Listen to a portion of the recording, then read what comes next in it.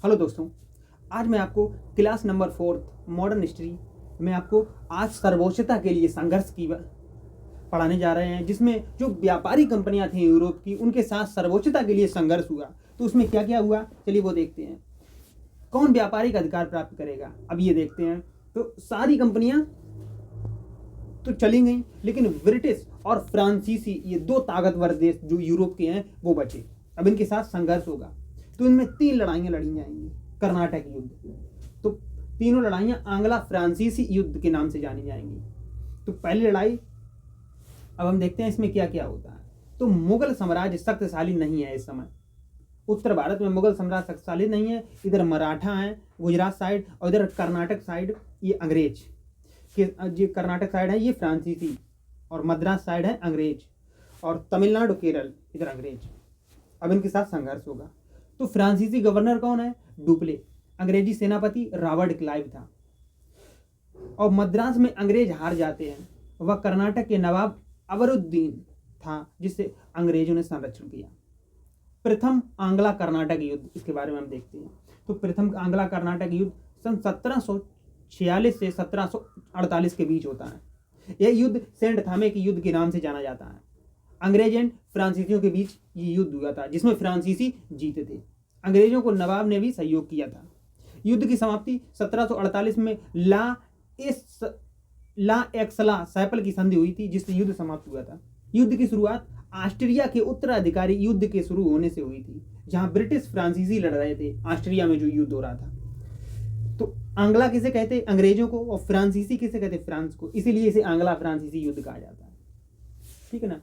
अब कर्नाटक युद्ध की सर्वोच्चता के लिए संघर्ष किया था। अब इसको हम विस्तार से जानते हैं। 18वीं सदी तक आते आते अब भारत में 2 ही यूरोपीय शक्तियां मूल रूप से स्थापित हो गई थी। ठीक है ना। कौन कौन सी? 2 मूल रूप से स्थापित हो गई थी, जिससे एक ब्रिटिश कंपनी और दूसरी फ्रांसीसी कंपनी थी। ब्रिटेन और फ्रांस भी यूरोप के 2 शक्तिशाली देश थे। अतः इन दोनों देशों की कंपनियां भारत पर अपने व्यापारिक अधिकार को स्थापित करने के लिए एक दूसरे को भारतीय व्यापार से बाहर करना चाहते थे। इसके लिए दोनों ही भारत में अपना शक्ति परीक्षण करना चाहते थे, लेकिन उन्होंने मौका नहीं मिल रहा था। परंतु जैसे ही यूरोप में ऑस्ट्रिया के उत्तराधिकारी युद्ध की शुरुआत हुई, वैसे ही भारत में इनको अपना शक्ति परीक्षण करने का मौका मिल गया, और यह केंद्र कर्नाटक बना, युद्ध का केंद्र।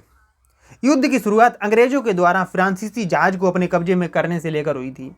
उस समय भारत स्थित फ्रांसीसी गवर्नर डुप्ले हुआ करता था। डुप्ले ने अंग्रेजों से बचने के लिए मॉरिशस के गवर्नर ला बुर्डेन से सहयोग मांगा और मद्रास पर कब्जा कर लिया फ्रांसीसियों ने। इधर ब्रिटिश सेनापति क्लाइव था, कर्नाटक के नवाब से सहयोग मांगा, परंतु इसके बावजूद भी अंग्रेज हार गए। उधर जैसे ही ऑस्ट्रिया में उत्तराधिकारी युद्ध की समाप्ति हुई, वैसे ही भारत में भी युद्ध बंद हो गया, और युद्ध की समाप्ति ला एक्सला सैपल की संधि के तहत हुई। जिसमें क्या क्या हुआ? ला एक्सला सैपल की संधि, जितनी संधियां हैं उनको हमें ध्यान से पढ़ना है। तो इसमें हमें क्या क्या हुआ देखते हैं। पहला, ऑस्ट्रिया की उत्तराधिकारी युद्ध की समाप्ति हो गई, और भारत स्थित अंग्रेजों एवं फ्रांसीसियों के बीच कर्नाटक में होने वाले युद्ध की भी समाप्ति हो गई। इस संधि के तहत पुनः मद्रास अंग्रेजों को दे दिया गया, जो था पहले वैसा ही कर दिया गया। इस संधि के तहत उत्तरी अमेरिका स्थित लुई वर्ग का क्षेत्र फ्रांसीसियों को दे दिया गया। जो उत्तरी अमेरिका महाद्वीप है, वहां का क्षेत्र लुई वर्ग जो था, वो फ्रांसीसियों को अंग्रेजों ने दे दिया। द्वितीय कर्नाटक युद्ध में क्या हुआ? ये कब हुआ? 1749 से 1754। कर्नाटक का नवाब कौन था? दोस्त अली, और इसकी 1740 में मृत्यु हो जाती है, और पुत्र इसका था अनवरुद्दीन था, ये नवाब बनता है। पर इसका जो चाचा होता है चंदा साहिब, चाचा नहीं, इसका किसका? दोस्त अली का जो दामाद होता है चंदा साहिब, ये उत्तराधिकारी बनना चाह रहा है। तो इसमें क्या होता है? फ्रांसीसियों ने चंदा साहब की मदद की नवाब बनवाने में, और अंग्रेजों ने अनवरुद्दीन की मदद की नवाब बनवाने में।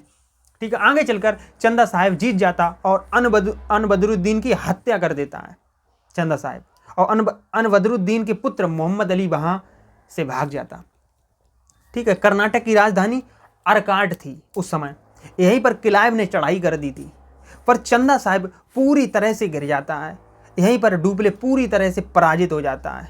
यहीं पर डुप्ले पूरी तरह से, जो फ्रांसीसी गवर्नर है, पूरी तरह से पराजित हो जाता है।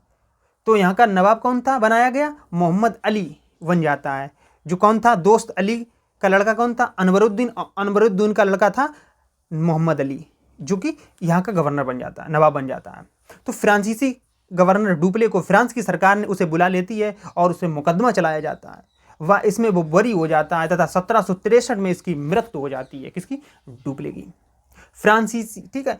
युद्ध का कारण क्या था इसका? सेकंड देती है युद्ध का। ये युद्ध भारतीय परिस्थितियों के कारण युद्ध था, न कि विदेशी परिस्थितियों के कारण। जीत इसमें किसकी हुई? क्लाइव की, रॉबर्ट क्लाइव की, जो कि ब्रिटिश था, ब्रिटिश गवर्नर। युद्ध की समाप्ति पांडिचेरी की संधि के तहत युद्ध की समाप्ति की जाएगी और 1755 में इसकी युद्ध की समाप्ति होती है। द्वितीय आंग्ला कर्नाटक युद्ध की शुरुआत भारतीय परिस्थितियों के कारण हुई, क्योंकि प्रथम कर्नाटक युद्ध में इन दोनों ही कंपनियों में राजनीतिक महत्वाकांक्षा जाग उठी थी और दोनों ही एक दूसरे को भारतीय व्यापार से बाहर करना चाहते थे। इन्हें युद्ध का मौका तब मिला जब कर्नाटक एवं हैदराबाद में उत्तराधिकार की लड़ाई शुरू हुई। इस युद्ध में क्लाइव ने ब्रिटिश सेनापति राजनीतिक दूरदर्शिता का परिचय दिया और डुप्ले को पराजित किया। इससे अब दक्षिण भारत में अंग्रेजों की स्थिति और मजबूत हो गई। इस युद्ध की समाप्ति 1755 के पांडुचेरी की संधि के तहत हुई। ये संधि हमें याद रखनी है, पांडुचेरी संधि के तहत हुई। अब हम देखते हैं तृतीय आंग्ला कर्नाटक युद्ध या तृतीय आंग्ला फ्रांसीसी युद्ध।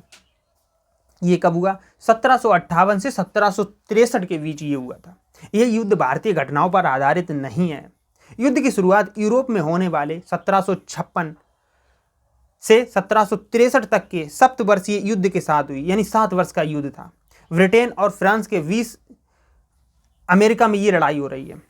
फ्रांसीसी गवर्नर काउंट लैली था डुप्ले की जगह, अब कौन था? काउंट लैली। अंग्रेजी सेनापति आयरकूट था। 1760 वांडीवास का युद्ध, अंग्रेजी सेनापति आयरकूट ने फ्रांसीसी सेनापति बूसी को हरा दिया, इसी युद्ध के साथ भारत में फ्रांसीसी प्रभाव समाप्त हो गया और ब्रिटिश सर्वोच्चता स्थापित हो गई। परंतु इस तृतीय कर्नाटक युद्ध की समाप्ति पेरिस की संधि के तहत 1763 में पेरिस की संधि के तहत हुई। युद्ध इसका तृतीय आंग्ला कर्नाटक युद्ध का जो परिणाम था वो क्या निकला? इस युद्ध के साथ ही भारत में फ्रांसीसी शक्ति सदा के लिए समाप्त हो गई। इस युद्ध ने फ्रांसीसी गवर्नर काउंट लैली का दुखद अंत किया और उसे युद्धबंदी बनाकर फ्रांस लाया गया और सन 1763 में मृत्यु दंड की सजा सुनाई थी। इस हद तक फ्रांसीसी भारत को छोड़ना नहीं चाहते थे। वो भारत में अपने उपनिवेशवाद का भविष्य देख रहे थे। महत्वपूर्ण घटनाएं इसमें हम देखते हैं तो 1757 में प्लासी का युद्ध हुआ, ठीक है, जिसमें अंग्रेज जीते। सिराजुद्दौला बंगाल के नवाब को हरा दिया था और प्लासी का युद्ध 1757 में हुआ था। और 1759 में बेदरा का युद्ध हुआ, जिसमें भी अंग्रेज जीते, डचों को हराया। 1760 में वांडीवास का युद्ध हुआ, जिसमें अंग्रेजों ने किसको हराया? फ्रांसीसी को हराया। और 1764 में बक्सर का युद्ध हुआ, जिसमें भारतीय राजाओं के संघ को पराजित किया अंग्रेजों ने। प्रमुख संधियां याद रख लो, ला एक्सला सैपल की संधि, एक पांडिचेरी की संधि और पेरिस की संधि, जो कि युद्ध की समाप्ति के तहत ये संधियां हुई थी। इनको याद रख लो, ठीक है। अब हम नेक्स्ट जो है क्लास 5 अगले वीडियो में देखेंगे। तो आज के लिए इतना ही, धन्यवाद।